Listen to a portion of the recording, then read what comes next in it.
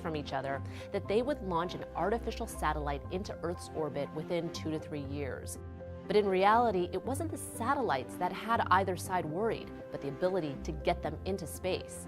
At the time, the two countries were in the early stages of the Cold War and desperately developing long-range ballistic missiles. These are launched at a steep angle, exit the atmosphere, and then re-enter it to hit their target, worst-case scenario, equipped with a nuclear weapon.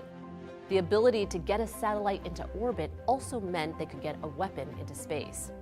Originally, the Russians planned to use an enormous 1.5-ton satellite to dwarf anything the Americans could send up there.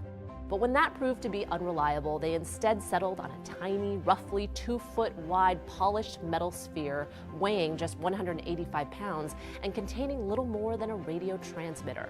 The satellite was named Sputnik, which translates to, well, seeker or fellow traveler. When Sputnik was launched on October 4th, 1957, it took America from being the undoubted world leader in innovation to being well behind and in danger of Russia's technological advantages.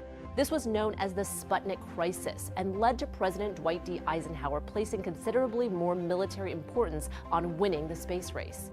That meant a much bigger budget for space research and development. When Russia achieved another first and put an actual human into orbit just 4 years later, the U.S. realized they were very far behind.